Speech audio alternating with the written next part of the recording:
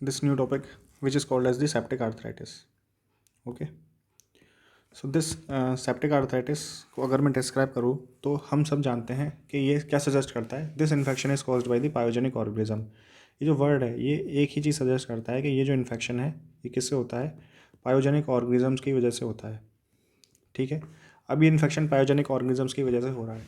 तो कौन से ऐसे ऑर्गेनिजम्स होते हैं जिनकी वजह से ये होता है? तो हमारे जो ऑर्गेनिजम्स जो मोस्ट कॉमनली हम जानते हैं ये उन्हीं ऑर्गेनिजम्स की वजह से होता है। स्टेफ हो गया, staphylococcus, Streptococcus, gonococcus and pneumococcus. Gonococcus and pneumococcus. तो ये जो नॉर्मल ऑर्गेनिजम्स होते हैं उन्हीं की वजह से ये होता है। ठीक है, अब ये किस तरीके से प्रेजेंट करती है कंडीशन? ये कंडीशन हमारी इस तरीके से प्रेजेंट करती है, या तो ये अक्यूट तरीके से प्रेजेंट कर सकती है, या ये सब अक्यूट हो सकती है, या फिर ये प्रेजेंट कर सकती है क्रॉनिक वेराइटी की फॉर्म में। लेकिन जो उसका जो मोस्ट कॉमन प्रेजेंटेशन होता है वो अक्यूट प्रेजेंटेशन होता है इस कंडीशन का। ठीक है, अब इसकी अब बात करें इडियोपैथोजेनेसिस के बारे में, तो ये जो कंडीशन है किसको अफेक्ट करेगी? चिल्ड्रंस को ही मोस्ट कॉमनली अफेक्ट करती है, और उनमें भी मेल्स को। ऑब्वियस बात है, चिल्ड्रंस को क्यों अफेक्ट करेगी? क्योंकि उनकी इम्यूनिटी लो होती है, उनका डिफेंस मैकेनिज्म कम होता है, इसलिए ये क्या करती है, चिल्ड्रंस को अफेक्ट करती है। तो इसके ऑब्वियसली जो रिस्क फैक्टर्स हैं वो क्या हो जाएंगे? Poor hygiene, poor resistance, diabetes, यही इसके हो जाएंगे। इम्यूनो कॉम्प्रोमाइज्ड, यही हो जाएंगे इसके। और जो पॉजिटिव ऑर्गेनिज्म थे स्टेफाइलोकोकस, स्ट्रेप्टोकोकस, न्यूमोकोकस और गोनोकोकस। अगर इसके रूट्स के बारे में बात करें तो इसका जो मोस्ट कॉमन रूट है स्प्रेड का वो है हेमेटोजेनस, यानी कि ये जो कंडीशन है, जो ऑर्गेनिजम्स है पहले ब्लड में आया और ब्लड से फिर वो बोन में गया, that is a haematogenous route. Second route is it can be either cause because of secondary to the nearby osteomyelitis. ठीक है, तो आसपास की बोन में ऑस्टियोमाइलाइटिस प्रेजेंट था और वहाँ से जो ऑर्गेनिज्म है वो इन्वेड करके पर्टिकुलर जॉइंट पे आ गया और उसने वहाँ पे क्या स्टार्ट करा दी, सेप्टिक आर्थराइटिस स्टार्ट करा दी। और किस चीज़ की वजह से हो सकता है?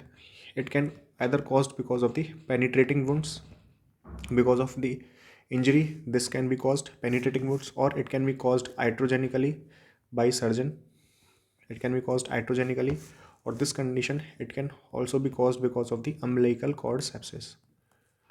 umbilical cord sepsis.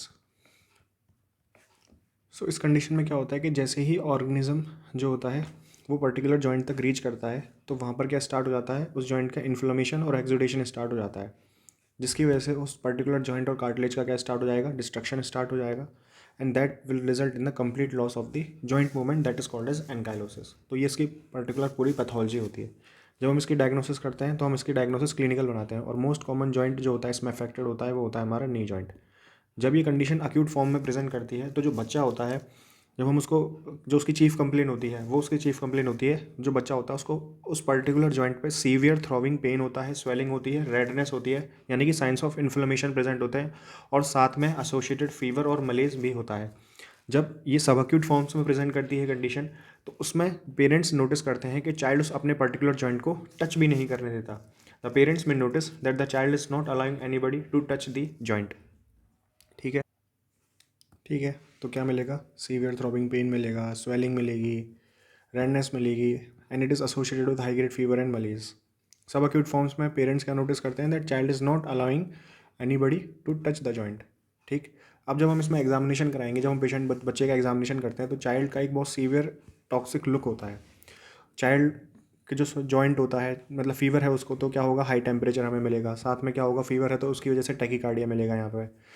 Affected joint जो होगा वो कैसा होगा, स्वैलन होगा, सूजा हुआ होगा, और वो एक पर्टिकुलर पोजीशन में होगा जिसमें बच्चे को बहुत आराम मिला होगा, and it is held in the position of ease. जब हम इसमें पैल्पेशन कराएंगे तो टेम्परेचर बढ़ा हुआ मिलेगा, टेंडरनेस मिलेगी और इफ्यूज़न भी मिलेगा, साथ में क्या मिलेगा, सीवियर लिमिटेशन मिलेगा जॉइंट मूवमेंट का, severe limitation in the joint movement, ये चीज़ भी मिलेगी। हम जब उसको मूव करेंगे तो सीवियर लिमिटेशन मिलेगा जॉइंट मूवमेंट को, और अगर हम उसको ज़्यादा पैसिव मूवमेंट करवाने की कोशिश करेंगे तो बहुत ज़्यादा पेन होगा because of the muscle spasm. अब हम इसमें क्या इन्वेस्टिगेशन कराएंगे? इन्वेस्टिगेशन हम यहाँ पे कराते हैं एक्सरे। ठीक है, तो अब हम जब इसमें एक्सरे वगैरह करवाएंगे तो हमें इसमें क्या मिलेगा कि जैसे ये जॉइंट है, ठीक है, नी जॉइंट, तो ये इसकी कैप्सूल है। अब यहाँ पे एक्सुडेशन हुआ, फ्लूइड जमा हुआ, तो जिसकी वजह से इसने प्रेशर इफेक्ट्स डाले, लाइजोम्स, एंजाइम्स हुए, और यहाँ पे टिश्यू डिस्ट्रक्शन हुआ। तो जिसकी वजह से यहाँ पे हमें क्या मिलेगा, जो जॉइंट स्पेस है वो इंक्रीज मिलेगा, ठीक है, जॉइंट्स के बीच का स्पेस इंक्रीज मिलेगा क्योंकि टिश्यू डिस्ट्रक्शन हो चुका है।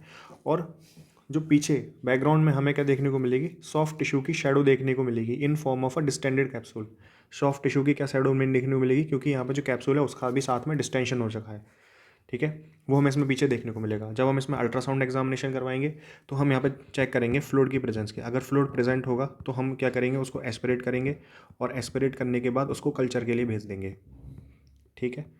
ब्लड एग्जामिनेशन हम इसमें कराएंगे तो ब्लड एग्जामिनेशन में हमें क्या मिलेगा, न्यूट्रोफिलिक इन्फिल्ट्रेशन मिलेगा, ठीक है, ESR बढ़ा हुआ मिलेगा, CRP बढ़ा हुआ मिलेगा, ठीक है। और चौथी इन्वेस्टिगेशन क्या होगी, जॉइंट एस्पिरेशन, जिसके बारे में बता दें कि उसके कल्चर के लिए हमने भेज दिया। डिफरेंशियल डायग्नोसिस हमारे यहाँ पे रूमेटिक आर्थराइटिस की और ट्यूबरकुलर आर्थराइटिस की बनती है। ट्रीटमेंट अर्ली स्टेजेस में, जब बच्चा हमारे पास आएगा, सिर्फ पेन को लेकर के, स्वेलिंग को लेकर के, रेडनेस को लेकर के, हाई ग्रेड फीवर और मलेस में, तो उस केस में हम क्या करते हैं, सबसे पहले जॉइंट एस्पिरेशन ही करवाते हैं। ये हमेशा याद रखना है कि सेप्टिक आर्थराइटिस के केस में सबसे पहले हम करवाएंगे जॉइंट एस्पिरेशन। उसके बाद हम यहाँ पे ब्रॉड स्पेक्ट्रम एंटीबायोटिक्स देंगे बच्चे को, जैसे कि सेफ्ट्राएक्सोन हो गई, क्लेक्सासोलिन हो गई, और उस जॉइंट को एक ऐसी पर्टिकुलर पोजीशन में रख देंगे, यानी कि बच्चे ने हमेशा से इसको किस तरीके से रखा है, in position of rest of the ease, ठीक है, जिसमें, और हम इसमें क्या कर देंगे, स्प्लिंट लगा देंगे, ट्रैक्शन लगा देंगे, ताकि उस जॉइंट को रेस्ट मिल सके, ठीक है। उसके बाद हमने जॉइंट एस्पिरेशन किया। अगर उस जॉइंट एस्पिरेशन में फ्लूइड की जगह पस मिलता है तो उस जॉइंट को हम ओपन करते हैं आर्थ्रोटमी के थ्रू और क्लोज कर देते हैं by the help of a suction drill. और जब यहाँ पर जो इन्फ्लामेशन है वो सबसाइड कर जाता है तो उस जॉइंट को धीरे धीरे करके हम मोबिलाइज करना स्टार्ट करते हैं और एंटीबायोटिक्स को कंटिन्यू रखते हैं 6 वीक्स तक के लिए। और यही सेम थिंग इस फ्लो चार्ट में समझा रखी है। तो सबसे पहले क्या किया, जॉइंट को एस्पायर किया, साथ में हमने अर्ली स्टेज में ब्रॉड स्पेक्ट्रम एंटीबायोटिक्स दे दी, जैसे कि सेफ्ट्राएक्सोन। रेस्ट के लिए हमने स्प्लिंट लगा दिया। जब हमें उसमें पस एस्पिरेट होता है अगर, तो उस केस में हम आर्थ्रोटमी करेंगे, ओपन करेंगे जॉइंट को, उसको वॉश करेंगे और सक्शन ड्रेन को पुट कर देंगे। जब इन्फ्लामेशन सबसाइड हो जाएगा तो ग्रेजुअली हम उसका मोबिलाइजेशन स्टार्ट कर देंगे और एंटीबायोटिक्स को कंटिन्यू रखेंगे 6 वीक्स के लिए, ठीक है। अगर ये लेट केस में आता है तो यानी कि लेट केस में क्या होगा, हमें क्या फाइंडिंग मिलेगी, रेडियोलॉजिकल डिस्ट्रक्शन हो चुका है। रेडियोलॉजिकली हमें डिस्ट्रक्शन मिलता है लेट केसेस में, तो उस केस में हम क्या करते हैं, आर्थ्रोटमी करते हैं, जॉइंट को ओपन करते हैं और आर्थ्रोटमी करने के बाद हम यहाँ पर एक्सटेंसिव डिब्राइटमेंट करते हैं। एक्सटेंसिव डिब्राइटमेंट जो एक अलग डिफरेंट थिंग जो हम यहाँ पर करते हैं आर्थ्रोटमी करने के बाद, हम यहाँ पर, क्योंकि अब ये जो जॉइंट है ये हमेशा मतलब इसका डिस्ट्रक्शन तो हो चुका है, तो इसकी जो नॉर्मल जो कैपेबिलिटी है मूवमेंट की वो लॉस्ट हो चुकी है। तो अब हम चाहते हैं कि हम इस जॉइंट को एक ऐसी पोजीशन में इमोबिलाइज कर दें जहाँ पर ये अपना एक ऑप्टिमल फंक्शन प्रोवाइड कर सके। So joint is immobilized in its optimal function state.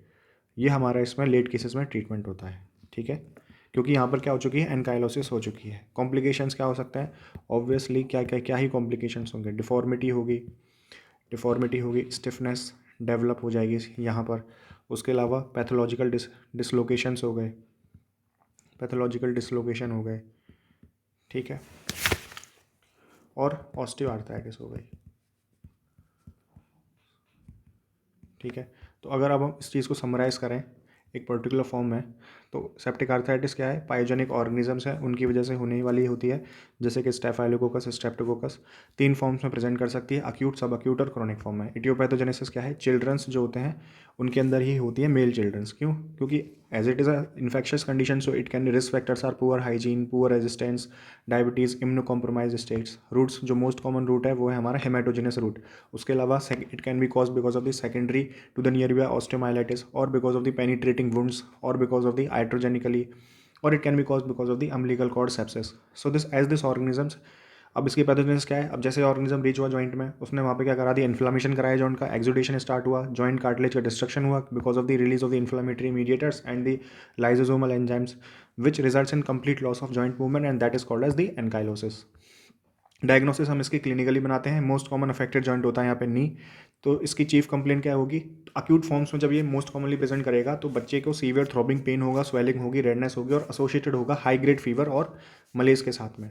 सब अक्यूट फॉर्म्स में पेरेंट नोटिस करेंगे कि चाइल्ड जो है वो ही is not allowing anybody to touch the joint, that is found in the sub acute forms. जब हम इसका एग्जामिनेशन करेंगे तो चाइल्ड का एक सीवियर टॉक्सिक लुक होगा, हाई टेम्परेचर फाउंड होगा, टैकीकार्डिया होगा और अफेक्टेड जॉइंट में स्वेलिंग देखने को मिलेगी and that joint is held in the position of the ease. Palpation पे टेम्परेचर बढ़ा हुआ होगा, टेंडरनेस मिलेगी, इफ्यूजन मिलेगा, सीवियर लिमिटेशन मिलेगा उस पर्टिकुलर जॉइंट का। इन्वेस्टिगेशंस में एक्सरे कराएंगे तो जॉइंट स्पेस बढ़ा हुआ मिलेगा और एक शेडो दिखाई देगी, सॉफ्ट टिश्यू की shadow, because of the distension of the capsule. Ultrasound में फ्लूइड को एस्पिरेट करेंगे और कल्चर के लिए भेज देंगे। अल्ट्रासाउंड कराएंगे और क्या हम फाइंडिंग करेंगे, फ्लूइड। अगर फ्लूइड किस पे मिलेगा, अल्ट्रासाउंड पे, तो अल्ट्रासाउंड पे फ्लूइड मिल गया तो उसको एस्पिरेट करेंगे, कल्चर के लिए भेज देंगे। ब्लड एग्जामिनेशन में न्यूट्रोफिलिया, ASR, CRP इंक्रीज होगा, जॉइंट एस्पिरेशन हमें कराना ही है। DD बनेगी इसकी रूमेटिक आर्थराइटिस और ट्यूबरकुलर आर्थराइटिस की। ट्रीटमेंट अर्ली स्टेजेस में हम जॉइंट को एस्पिरेट करेंगे, उसके बाद ब्रॉड स्पेक्ट्रम एंटीबायोटिक्स देंगे, रेस्ट के लिए हम इसमें स्प्लिंट लगा देंगे, और जब हम अगर इसमें पस एस्पिरेशन मिलता है तो हम उसमें आर्थ्रोटमी करते हैं, उसको वॉश करते हैं, जॉइंट को सक्शन ड्रेन डाल देते हैं। जब इन्फ्लामेशन सबसाइड हो जाता है तो एंटीबायोटिक्स को 6 वीक्स तक के लिए कंटिन्यू रखते हैं। लेट केसेस में रेडियोलॉजिकल डिस्ट्रक्शन हो चुका है तो that is a late case, उसमें आर्थ्रोटमी करेंगे, अगेन एक्सटेंसिव डिब्राइटमेंट, एक्स में एक्सटेंसिव डिब्राइटमेंट करते हैं और उसको इमोबिलाइज कर देते हैं in optimal function state. Complications क्या हो सकते हैं इस कंडीशन के, deformity and stiffness, pathological dislocations and the osteo arthritis. So please like this channel and subscribe it.